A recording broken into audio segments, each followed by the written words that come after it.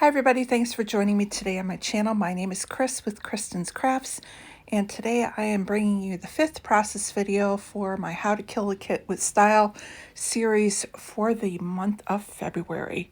So today I am scrapbooking these pictures of my grandkids. They were out in their farm field picking peas with their mom, and so it was just a cute memory. This is from several years ago, and wanted to get this into their scrapbook. So I have 4 photos that I'm going to go ahead and cut down. 2 of them cutting to 4x4, and the other 2, they were printed with my selfie, so they're 4 inches wide, but they're not quite 6 inches tall. And I'm going to leave them at that size. Now I am going to go ahead and mat the photos onto white cardstock and use it as a mat. But before I do that, I am first going to go ahead and adhere this red plaid to this floral paper to make my 12x12 background. And then I will add just a little bit more adhesive behind it just to beef it up a little bit more once I get it straight.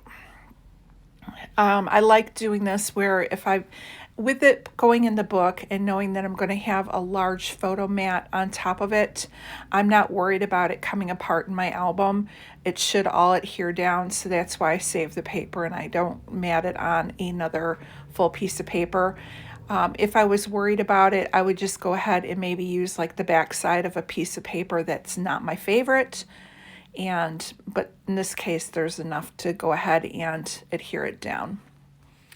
So I did have to go and change my ATG tape, so there was just a small pause there, but now that I have that adhered together, now I'm just going to go ahead and arrange the photos into a block on this white cardstock, and I'm just going to leave a little bit of a gap between each of the pictures, just so that they're defined a little bit more for each of the kids.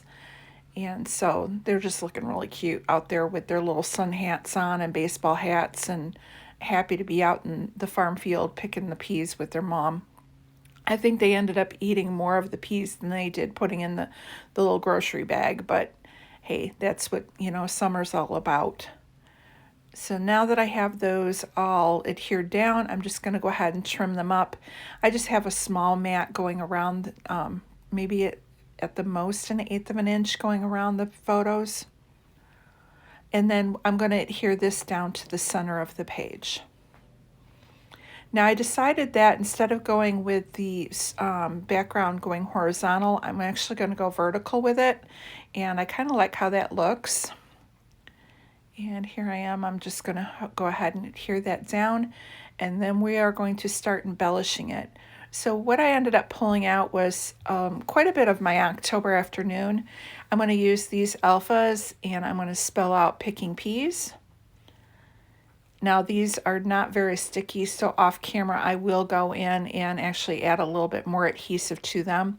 But I'm trying to switch things up by having the title go on the side of the page. And after they all get on and straightened out, we'll just continue embellishing on with this.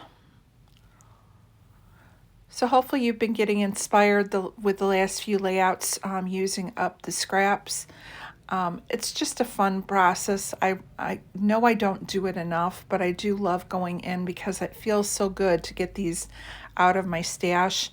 And a lot of times when I'm using the scraps, I'm trying to use them in their full size so I don't have a lot of leftovers again, and just trying to get them. You pay good money. You figure if you're spending at least $1 for a piece of paper, if you're only using half of it, you're, spending $1. But here I'm getting 2 layouts for the price of 1.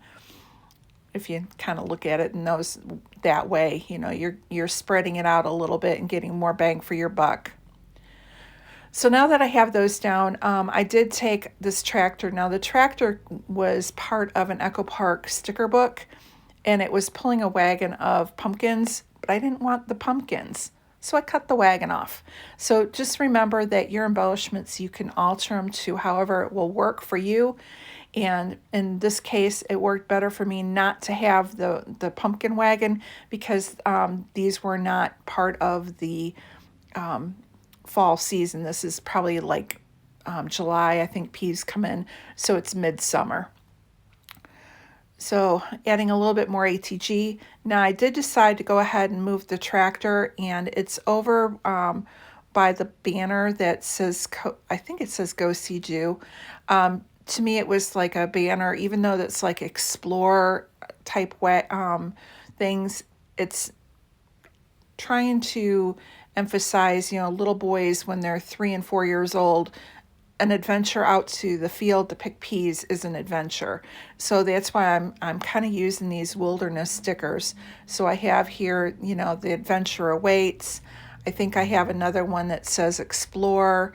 And then I think this green one says something like our place or something to that effect, because, or our spot.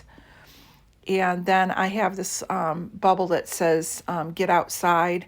Again, it's all references to being outdoors, enjoying nature. So again, think of your outside the box when it comes to your embellishments. Even though these are camping themed stickers, I'm using them for an everyday photo of the kids playing out in the yard. Now I'm grabbing a few of these little florals, and I'm going to sprinkle those around each of the clusters. And then the last thing I think I'm going to put enamel dots down, but I think first I'm going to, can't remember if I journal first or if I put the enamel dots down. Nope, enamel dots. So I just grabbed the enamel dots that I had sitting on my desk that were in green. I'm going to sprinkle those into each of the little sections. And then the last thing I'm going to do is just do a little bit of journaling on that journaling box that I put by the title. And that's going to be it for my layout. Very simple. Again, using up those scraps, getting those memories documented and in the books.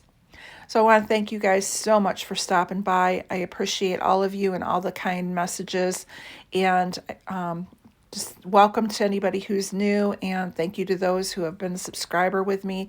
Really do appreciate all the feedback that I get. And we will see you again on my channel for another process video. Stay tuned for a couple close-ups. Have a great day.